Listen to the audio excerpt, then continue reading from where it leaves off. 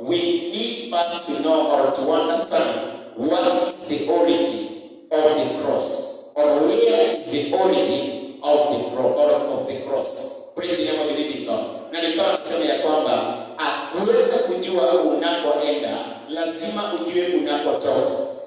Jina la Bwana likuwa sifa. Kwa hiyo nikasema ni vizuri tuweze kutambua ni wapi msalaba uliweza kuanzia. Na tukasoma ile kitabu cha Wagalatia mlango wa 3 mstari wa 13 ambayo inasema ya kwamba ambaye yeye Kristo aliweza kutukomboa kutokana na laana ya msalaba. Jina la Bwana likuwa sifa. Ambaye maana imeandikwa ya kwamba amelaaniwa yule ambaye anaandikwa kwenye mti. Na nikasema ya kwamba hapo awali katika Agano la Kale, na nikapiana kitabu, natumai ilikuwa ni kitabu cha Hesabu mlango wa 21 mstari wa 9, ambapo inasema ya kwamba kila mtu ambaye alifanya kosa linalostahili kifo alikuwa anaandikwa kwenye mti. Nikasema katika Agano Jipya huo mti ulikuja ukakuwa modified, wakaendesha tu ikawa ya kwamba sasa imechongwa ni mbao, lakini hapo awali ilikuwa ni mtu anachukuliwa anawekwa kwenye mti. Yote 9 bado ni mti. Sababu nikasema ya kwamba hata meza kama imetengenezwa, the origin of that table is a tree. Praise the name of the living God. Maana mwanzo ni mtu likatwa, wakachonga mbao, na ile mbao ikatengeneza meza. Kwa hiyo msalaba mwanzo ilikuwa ni mti. That's why no wonder in African traditions, especially where they come from, you find that if somebody hangs himself or herself on a tree, that tree is going to be uprooted. Kwa kama naelewa watakubaliana na mimi kwamba mtu akijinyonga, akijitia kitati kwenye mti, huwa ni nini inafanyika? Mti ule unamolewa mpaka na mizizi. Na mizizi kwa sababu gani? Ni laana. It is an abomination, and that's how it used to be even during the time of the prophets, wakati wa kina Musa. Na ndio sababu Yesu anapowekwa msalabani inahesabika kuwa laana, na ikasema ya kwamba mtu yule angeachwa pale hadi kesho yake. That's why you find even after Jesus died, baada ya Yesu kukata roho saa 9 jioni yake, huyu Yusufu alibakia, alikuja akamtoe. Praise the name of the living God. Maana ilikuwa kulingana na sheria asilale pale kwenye mti. Jina la Bwana likuwa sifa. I'm just giving a background of the cross. Praise the name of the living God. I've just expounded on what I talked about yesterday. Now, kasema ya kwamba in our main text, katika jambo letu la kitabu chetu kikuu, kuna mahali ambapo Biblia imesema ya kwamba katika Yohana mlango wa 3 mstari wa 14 na 15. Hicho ndicho kitabu ambacho ni our lead scripture. Na hapo nikasema ya kwamba Biblia inasema kama vile Musa aliinua nyoka wa shaba nyumba, ndivyo pia mwana wa Adamu hana budi kuinuliwa. Ndivyo Yesu hana budi kuinuliwa, ili kila mmoja anayeamini ndani yake, na kana zingine zinasema anayemtazama aweze kufanya nini? Kuokolewa, ama aweze kupata uponyaji. Jina la Bwana likosi. Na ndipo tunatoa mada yetu ama jambo letu kuu, kutazama msalaba. Tunapotazama msalaba tunapata uponyaji. Nikasema hapo awali wana wa Israeli walikuwa wametenda dhambi, wana wa Israeli walikuwa wamenunika, wana wa Israeli walikuwa wamefanya mambo na hata kuweza kumwasi Mungu. Wakasema, Musa, kwa nini ukatutoa Misri hata tuje tufie jangwani? Jamani, kule ambako tulitoka hakukuwa na makaburi. Wakanunika mbele za Bwana. Katika hali ya kununika, Mungu akajawa na ghadhabu. Alipojawa na ghadhabu,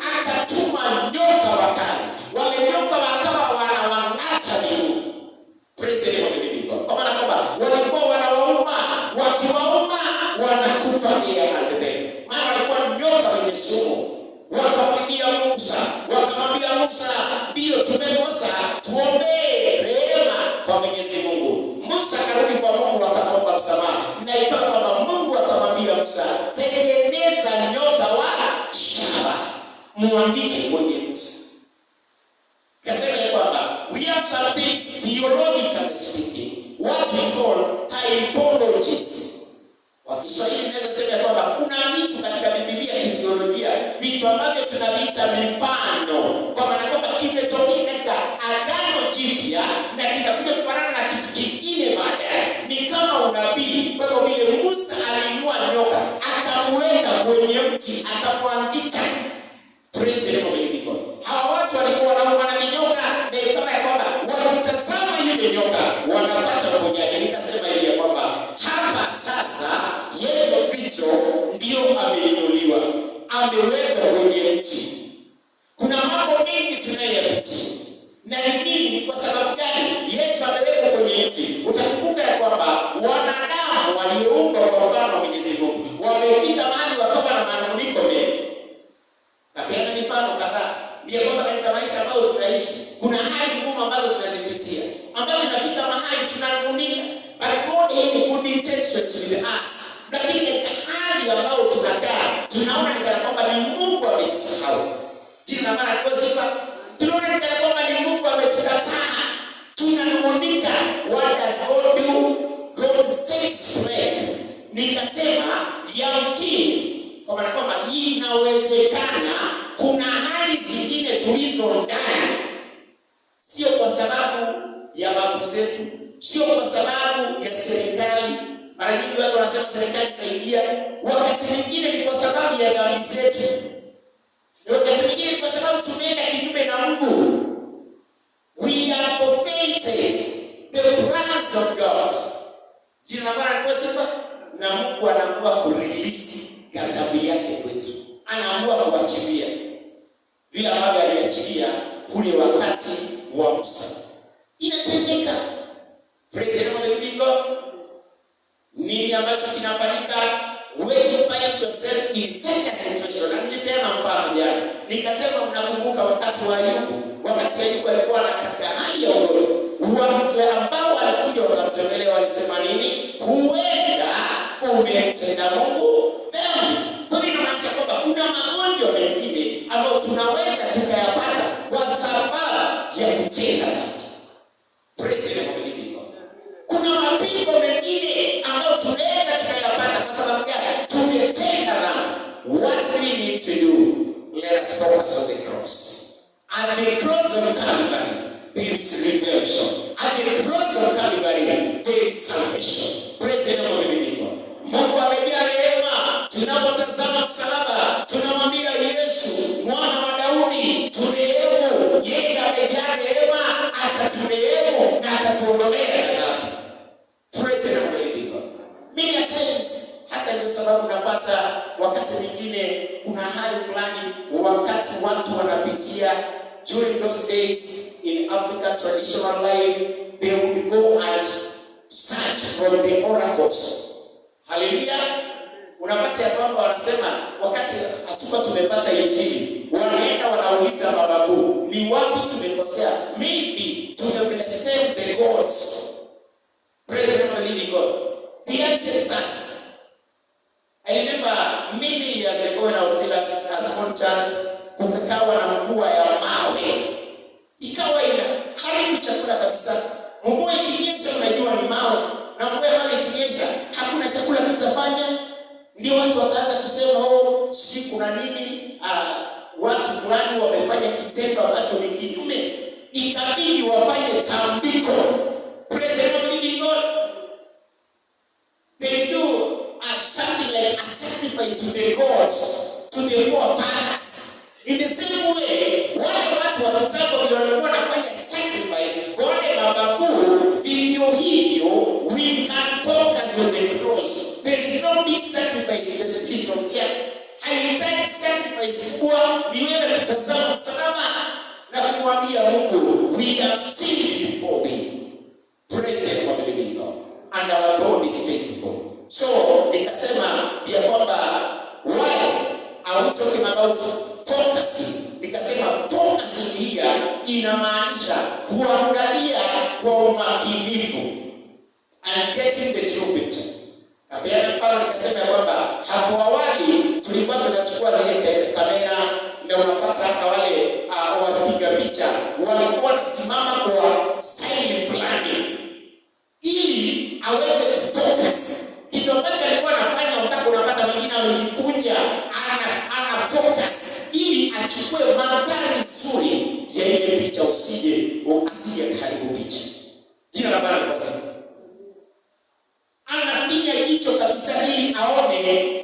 amechukua yule mtu, akiona ile picha hili anafurahi. In the same way, when we are focusing on the cross, we see everything that is on the cross.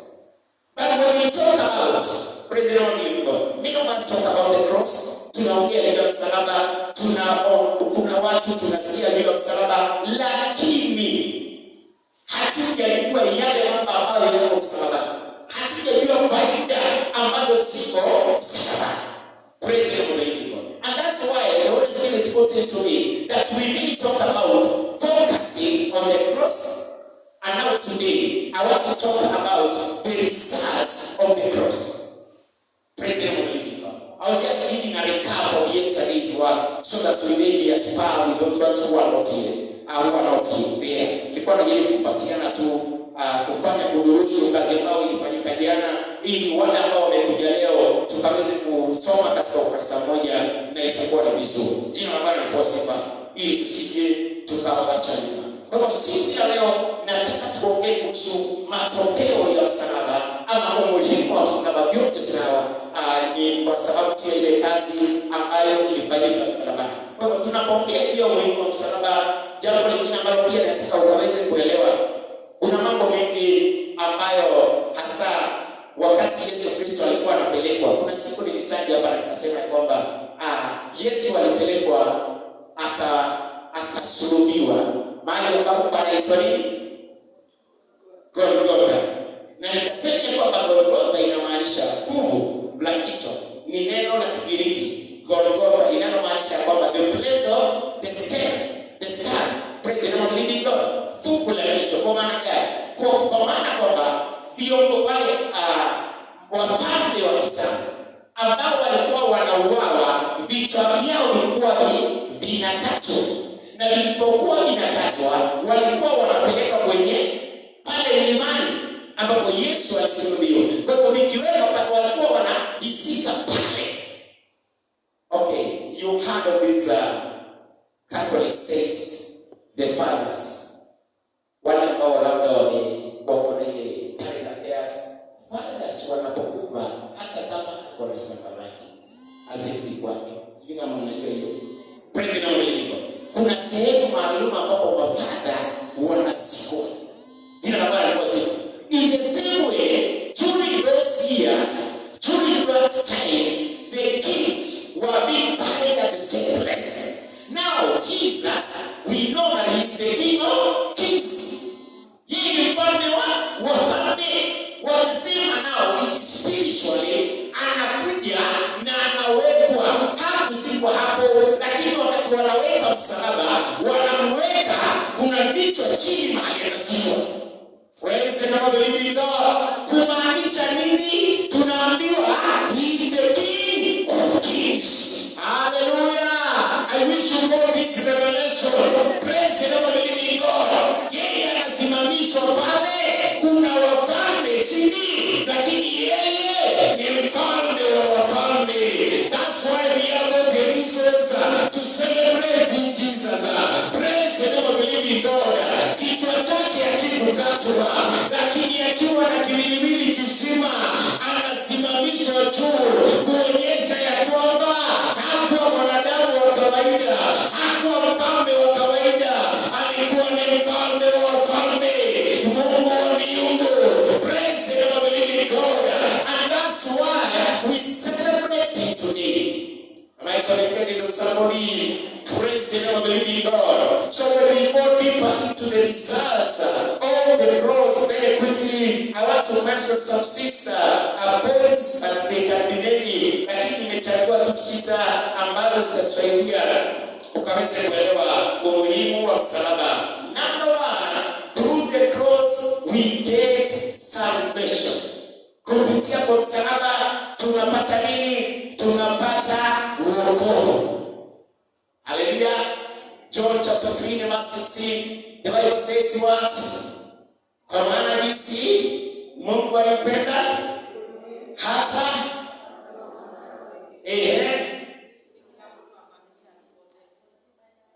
bali yale uzima wa milele. Praise the Lord living God. Kwa hiyo kama sio Yesu kutolewa, sisi tungepotea. There is no eternity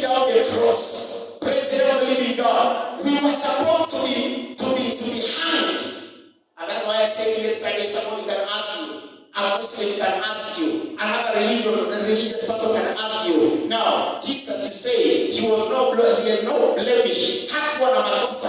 Kwa nini alitundikwa msalabani? Ni kwa sababu gani? Alikuwa amechukua dhambi zetu. Praise the living God.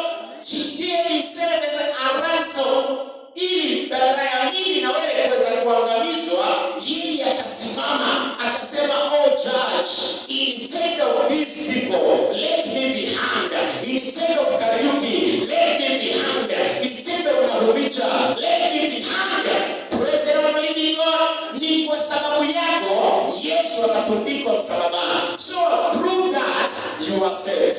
Hallelujah. Umepona. Jina la Bwana libarikiwe. You are supposed to die. You see somebody is drowning in water. Mtu ambaye anazama maji. Halafu wanakuja divers wanamtoa. We see that person has been saved from water. Praise the living God. So you are saved from the day of the cross. Jesus died on our behalf. Am I communicating with somebody? Praise the living God. Now let me give some 5 pillars of salvation. Nguzo 5 za wokovu very quickly. Nguzo ya kwanza, so that salvation may be meaningful. Kwa ndio wokovu ukaweze kuwa na maana, nguzo ya kwanza is the humanity of Jesus Christ. The humanity, ule utu wa Yesu Kristo. Hiyo na Bwana kwa sifa. Kumbuka kuna wakati nimekuwa nikiongea kuhusu divinity and humanity. Na nikawa nasema ni uungu. Divinity ni uungu. Ila Bwana kwa sababu sometimes I use this theological words lakini napatiana pia maana yake kwa Kiswahili ili kila mtu akaweze kuelewa vizuri. Kwa hivyo tunapoongea juu ya humanity ni ule utu. Hallelujah. Kwa maana kwamba Jesus Christ, we read by your own katika kitabu cha Yohana Mtakatifu mlango wa kwanza kuanzia mstari wa kwanza hadi 2, ambayo inasema ya kwamba hapo mwanzo palikuwa na neno, na lo neno lilikuwa kwa Mungu, na lo neno lilikuwa Mungu, na lo neno likaja duniani. Kwa hivyo unapata kwamba katika ule msururo tunaona ya kwamba from divinity we go to humanity. Praise the living God. Maana neno lilikuwa kwa Mungu, nalo neno lilikuwa Mungu. Utaangalia wakati unaendelea kusoma, neno lile linakuja na linafanyika nuru. Na nuru ni nani? Yesu anasema, mimi ndimi nuru ya ulimwengu. Sio kama kuna mtu anaelewa jamani. Praise the living God. Wewe unapata ya kwamba huyu Yesu alikuja akiwa Mungu, lakini anakuja duniani anachukua mwili wa mwanadamu. Let me give you a vocabulary there. Nikupatie neno ambalo ni la Kilatini linasema the incarnation. Incarnation ni neno ambalo ni la Kilatini linamaanisha kwamba kuchukua mwili. Praise the Lord. Kwa hivyo alikuwa Mungu lakini anakuja duniani anachukua mwili wa mwanadamu. Hiyo ndio tunaita incarnation. Bwana Yesu asifiwe. Kwa hivyo anapochukua mwili wa mwanadamu ndio wewe na mimi tukaweze ilikuwa tumwamini yeye. Lakini alikuja kama spirit kutoka juu mbinguni, watu wangetoroka. Praise the living God. Because salvation, one of the pillars is that the humanity of Jesus akawa pamoja nasi, akawa na asili akacharaza watu kwenye kanisa. Bwana Yesu asifiwe. Ikafika mahali akaona njaa, ikafika mahali akachoka, akawa amelala kwenye shekli ndani ya boti. Bwana Yesu asifiwe. Wakati wanafunzi walikuwa wanamuita Yesu, hawezi tunaangalia. Jina la Bwana liposifa, akachukua tabia za kiwanadamu, akatembea kama sisi. Kwa sababu that is the humanity. Praise the Lord, living God. Number two, very quickly, the death of Jesus Christ. The death of Jesus Christ. That's one of the pillars of salvation. Kifo cha Yesu Kristo. Kwa hivyo kama Yesu angekufa, wokovu haungekuwa na maana. Ilikuwa kufe ndio aweze kutuokoa. Jina la Bwana liposifa. Leo tunapata kwamba kifo chake kinaleta maana na kinakuwa ni nguzo katika maisha yetu ya wokovu. Number 3, for those who are following, the burial of Jesus Christ. Kuzikwa kwa Yesu Kristo. Baada ya kusulubiwa akafa, au baada ya kuja akasulubiwa akafa, and then baada baada ya kufa tunapata ya kwamba pia anazikwa. Bila yeye kuzikwa, pia naye wokovu haungekuwa na maana. And I will tell you why.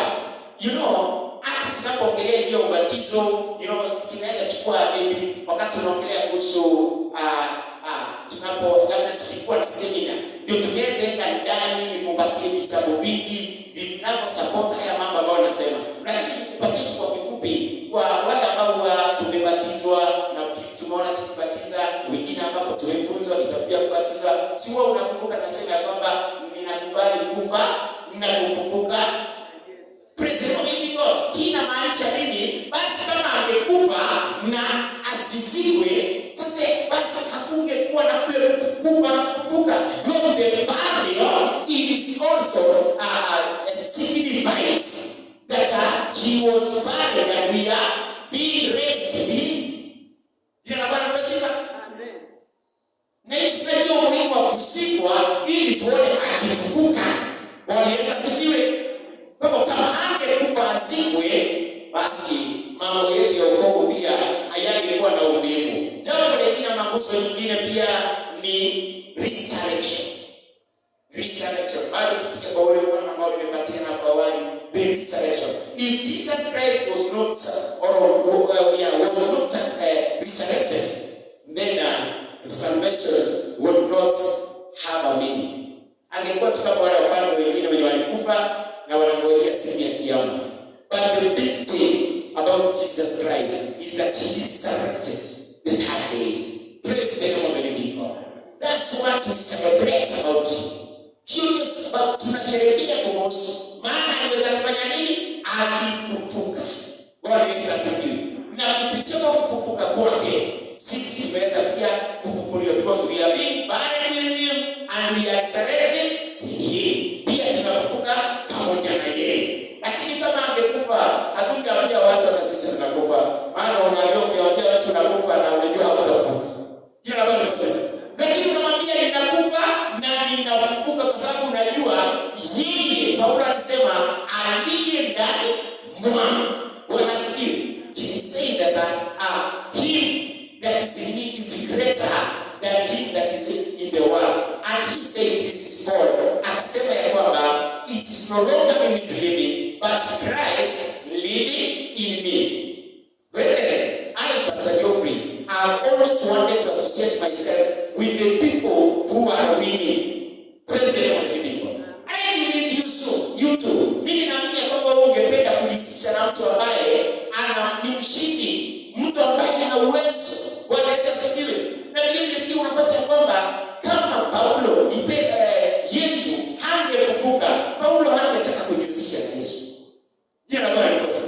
Kwa tunajihusisha na Yesu kwa sababu gani? He is no longer in the grave. Praise the Lord, living God.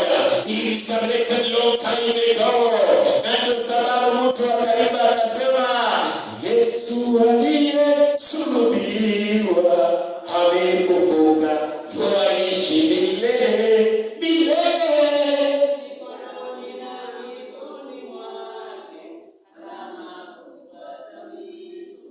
Praise the Lord, living God.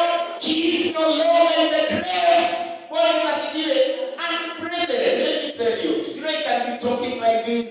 Ninaongea hivi na mtu ananiangalia sasa. Sasa pastor anaongea nini? Because hajaelewa. Bwana asifiwe. Hajapata umuhimu wa kufufuka kwa Yesu. Kama unataka upate umuhimu, pokea huyu Yesu. Praise the Lord, living God.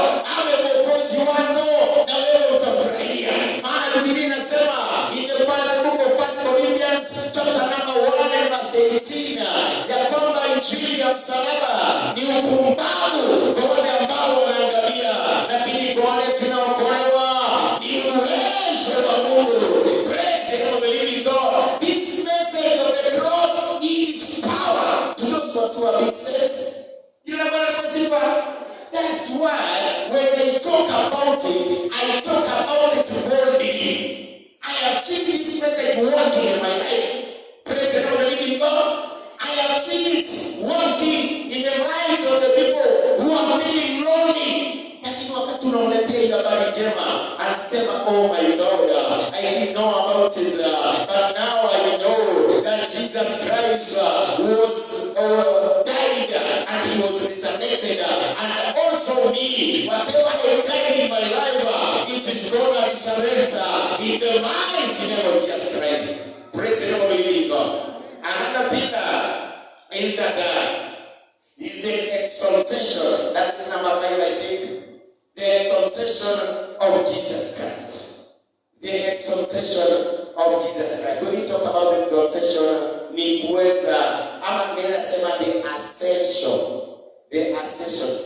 Ukiangalia katika kitabu cha Matendo ya Mitume, Acts of the Apostles, chapter number 1 and from verse 6, I think, verse 6 and 7. From verse 6 and 7.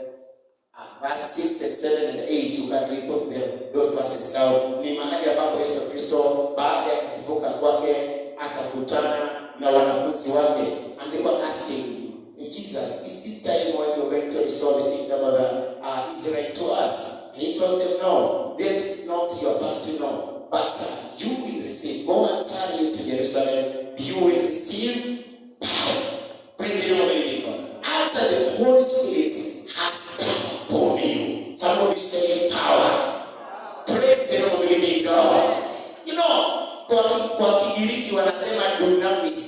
Si uwezo wa kawaida, lakini ni uwezo ambao ukiangalia wakati hawa wapendwa wa the book of Acts of the Apostles chapter number 2 wakiwa katika jengo la juu wakifunga na kuomba, wakati walikuwa naomba, inasema kwamba ukatokea Roho Mtakatifu akashuka juu yao kama ndimi za moto, nao wakapokea uwezo. Praise the living God. Mahali ambapo walikuwa kukawa na tetemeko, watu wakaja kuangalia ni nini ambacho kinatendeka. Petro akasimama akawaambia, heri watu wa Yerusalemu, sio kwamba tumeelewa, lakini hii imetendeka, hii ikaweze kutimia neno alilosema Yoeli ya kwamba siku za mwisho tutapokea Roho Mtakatifu. Praise the Lord, living God. May God help us even as we commemorate this Easter. We have people here who are going to be filled by the Holy Spirit and they will receive power. Praise the Lord, living God. Unapopokea huyo Roho, unapokea nguvu, unapokea uwezo na unaanza kuwa shahidi wa Yesu. Praise the Lord, living God. Why are we not witnessing? It is because we don't have this power. Jina la Bwana libarikiwe. Aliwaambia tarry into Jerusalem. The other word for tarry is wait. Don't leave. Jina la Bwana libarikiwe. Msiondoke, baki pale. Lakini men of us in ministry, we have men of us like pastors, unasikia kamwito kidogo na kimbia.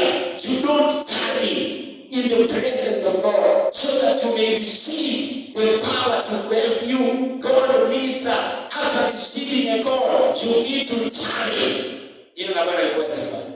So, exaltation. Exaltation hapa nimesema ama the ascension ni wakati baada ya kuongelesha akaondoka akapaa juu. Na akasema jinsi ambavyo unaona akienda hivyo ndivyo atakavyorudi. Jina la Bwana libarikiwe. Akapaa juu. Until today we are still waiting. Praise the Lord, living God. Na wakati wowote atarudi sasa, hata shikanyaga kwenye dunia, lakini atakuwa mawinguni. Wale ambao walibaki wakapokea uwezo, wakafanyika mashahidi, tutaandamana na yeye, tutaenda kumlaki mawinguni na tutaenda pamoja na yeye. May you be part of that brigade in the mighty name of Jesus Christ. Tufanyike miongoni kwa wale wataenda kumlaki. Praise the Lord, living God. Katika jina la Yesu, shughuli ya kuombea mchana wa leo, si ya kuombea asili ya leo, ya kwamba utakuwa mmoja wa wale ambao tutaenda kumlaki mawinguni. Bwana Yesu asifiwe. Na itatendeka namna gani? Ukimpokea au mwokozi wa maisha yako. Brethren, is so hard and it's so painful that we have many people in church, especially in our Pentecostal churches, that we are here as members, but we have never received Jesus Christ as a personal Savior. Tunapokea Salaam haina kitu kwako. Jina la Bwana likuwa sifa. I was such a kind of a person. Nilikaa PhD miaka mingi. Because my mother, hata baba yangu, wao watatoka headquarters za memory. Jina la Bwana likuwa sifa. Many years, kwa hivyo nikawa sasa mama anajua tu PhD. Hata even when I went to work outside the where we were living, akaniambia ukienda huko tafuta kanisa la PhD. Praise the Lord, living God. So I would go there Sunday, ninapatiana time yangu, and during the weekdays I'm in the bar drinking. Praise the Lord, living God. Kile kitu mama alikuwa ananiuliza unatoa fungu la 10 na mwambie yeye mama anafurahia sana mwanangu. Praise the Lord, living God. But I was a good drunkard. Praise the Lord, living God. Mulevi. I knew other things which are filthy until I met a one man of God. Nilipokuwa namsikiliza kwa redio, nimetoka nimekuja kwa nyumba nimeelewa. I will put on the radio. I was listening to Jesus Christ radio, Jesus Lord radio. Wala station kama hiyo inakuru. Nilipokuwa ninasikiliza nikasema wow. Hallelujah. Huyu mtu wa Mungu akatuelekeza katika toba. I went to look for him. Praise the Lord, living God. Esi kwamba mpaka nilikuwa nimebatizwa. Hallelujah. Ninapokea meza ya Bwana.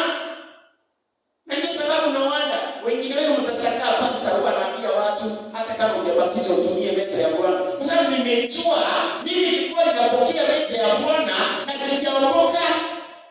Hallelujah. Na kuna watu wengi hivyo katika kanisa. Wapendwa, tunaposherehekea na kuadhimisha, we are focusing on the cross. May you find the meaning of salvation. Jina Bwana kwa sifa, ukaweze kuelewa. Wapendwa, hawajawahi ona mtu wa kanisani, lakini msengenyaji mkubwa. Lakini yeye ni mfitini mkubwa. Kwa kichawa na hiyo citizen impression. Kitabu hiyo habari zote za kijiji. Enda kwa mama nani. Praise the Lord, living God. Lakini katika kanisani yeye mama assembly sisemi hivi kwa sababu ya mama assembly wetu. I'm saying this because okay, assembly ni kiongozi kanisa. Kila mara kwa sema na nimeshuhudia hata unapata mtu ni kiongozi lakini unapata umepata mpango wa kumaliza mchungaji. Praise the Lord, living God. Hii kumaanisha nini? They are in church, but they never received Jesus Christ as their personal Savior. May God help us today that we need to make a decision. Jina la Bwana lipewe sifa. Ninaomba Mungu ule wakati aliniweka katika kanisa hili, watu hata ambao wamechukua muda mrefu, hautaogopa. Utasema pastor ya mhia, nimekaa katika hili kanisa miaka mingi, lakini sijawahi pata ufahamu. Sijawahi jua kumbe watu wanaogopa. Praise the Lord, living God. Many of us are celebrating our birthdays biologically, but can you celebrate your birthday of being born again? Bwana asifiwe. Amen. If suppose you ask somebody today, hebu njoo hapo tuambie uliokoka mwaka gani? I know some of us may today are 80. Hallelujah. When I'm talking with some of us are 80. And that weakness is the work of the word. Ujue sasa hilo neno linafanya kazi. Usichukue babako uanze kubebea mchungaji, anza kumwambia Mungu Mungu nisaidie. Maana neno la Mungu ni ndio. Praise the Lord, living God. Inaonyesha jinsi ulivyo. Mimi nilikuwa kanisani miaka mingi, wapendwa, nimesema, lakini nakuja kuokoka kama nafanya kazi. Ndio nikagundua kumbe it is one thing to be a member of the church and it is one thing to be a follower of Jesus Christ. They are two different things. And that's why I say we have a difference between a member and a disciple. And we are not called to make members. Many of us pastors are making members and not disciples. So we are doing a wrong work for Jesus. Hallelujah. Yesu aliambia wanafunzi wake, nendeni kote ulimwenguni mkahubiri Injili na kuwafanya watu kuwa wanafunzi. Chapter number 20, chapter number 28 verse 19 to 20.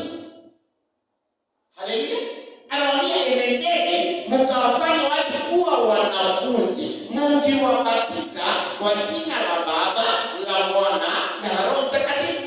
And that's why, brethren, you may hate me, but I am trying not just to be happy that Mitume PAG has many members. I will not call to do that. Praise the Lord. I was called to make people to be disciples. So when you come in Mitume PAG and you have come as a member, Pastor Jory is going to graduate you to be a disciple. Hallelujah. Jina la Bwana lipo sifa. And that's what I'm going to be paying for. Hiyo ndio nitaenda kulipwa taji. Kwa sababu gani? Sitalipwa taji kwa sababu nilikuwa na watu wengi kanisani. Nitalipwa taji kwa sababu nimefanya wengi kuwa wanafunzi. May God help me. Praise the Lord, living God. That I may not just have members of Mitume PAG, but I may have the disciples of Jesus Christ. Praise the Lord, living God. Let me wind down. We want to talk about the pillars of we want to talk about the results, or rather the results of the cross. We have talked about one. Si tumeongea kuhusu inaitwaje? Salvation. Wanasema usichanganye, tumesema salvation. And under salvation tumesema kuna 5 pillars. Number 1, number 2, number 3, number 4, and number 5, exaltation of Jesus Christ. Wacha tuachie hapo. Jina la Bwana lipo sifa. Tomorrow we're going to talk about the 5, the remaining 5. Simama kwa miguu yako. Wapendwa, sijui maisha yako. I regretted. Nikasema kumbe nimepoteza miaka mingi. Oh my God. I had to go back to Jesus. Nikaliona kama vile ambavyo alikuwa mtumishi wa Mungu wa Isaia. Nasema kumbe nilikuwa nimekaa ndani ya watu wa midomo michafu. I almost left PAG for another ministry. But the man of God told me, remain where you are.